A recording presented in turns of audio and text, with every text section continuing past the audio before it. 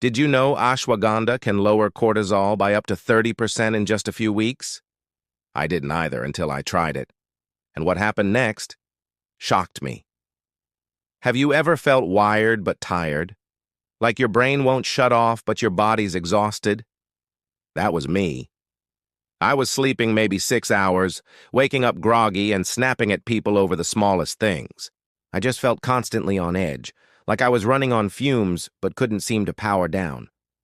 I kept hearing about ashwagandha, this ancient root that supposedly calms your nerves, helps you sleep, and can even support hormone balance. It sounded almost too good to be true, but at that point, I was willing to try anything.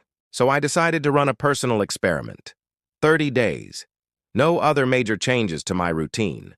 Just one capsule of KSM-66 ashwagandha every morning. I wanted to see if this herb could really live up to the hype. The first week was interesting. By around day 4, I started to notice something weird. I wasn't reacting to stress the same way. You know those stressful work emails that usually make your heart pound? They just didn't feel as urgent. The usual frustrations, like getting stuck in traffic, didn't make me angry. It wasn't sedation, and I didn't feel numb. It was more like a sense of clarity, a mental buffer between an event and my reaction to it. It felt like my internal alarm system had been turned down from a piercing siren to a gentle chime. Then came week 2, and this was the biggest shift for me, the sleep upgrade. I started falling asleep faster, without tossing and turning for what felt like hours. But the real game changer was the quality of my sleep. According to my sleep tracker, my deep sleep went from barely an hour to nearly 2.5 hours on some nights. I was finally waking up feeling like I had actually slept, like my body and mind had truly rested and recharged. I wasn't hitting the snooze button 3 times anymore. That feeling of waking up refreshed instead of groggy was absolutely incredible. Going into week 3, I noticed something I totally didn't expect. A boost in energy and focus. I had more sustained energy in the morning, and my focus at work lasted much longer throughout the day. I wasn't desperately reaching for another cup of coffee at 11 a.m. anymore. That mid-afternoon slump that used to hit me like a ton of bricks just disappeared. I even felt more present and confident in meetings, able to articulate my thoughts clearly without that background hum of anxiety. It was a clean, steady energy, not the jittery kind you get from caffeine. By the end of the month, at week 4, I felt emotionally bulletproof. And I don't mean numb or disconnected, just stable. I could handle stressful situations and unexpected problems without spiraling into a vortex of anxiety. It felt like my emotional foundation was stronger. The little things didn't throw me off course, and the big things felt manageable. This adaptogenic balance, as they call it, was fully kicked in, helping my body adapt to and handle stress in a much healthier way.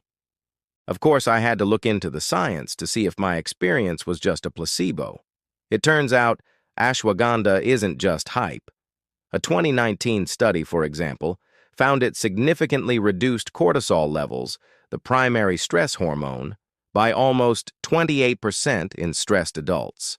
Another clinical trial showed it improved sleep quality and reduced anxiety in just 6 weeks. It works by influencing pathways in the brain, like the GABA system, which is our body's natural calming neurotransmitter. For guys, it's also been linked to increased testosterone and better endurance. And the key is using a standardized extract like KSM-66, which is what I used because it's the most studied form for these benefits. Now, you might have heard ashwagandha is a miracle cure. It's not. It's important to talk about the potential downsides. Some people report mild side effects like digestive issues, an upset stomach, or unusually vivid dreams. For some, it can even make them feel a little too calm or emotionally blunted, though that wasn't my experience. It can also interact with certain medications, especially for thyroid conditions or sedatives, so it's crucial to check with your doctor before you start, especially if you're on any medication. And not all extracts are created equal. KSM-66 and Sensoril are the 2 big ones that have the most research behind them. Always check the supplement label to know what you're getting.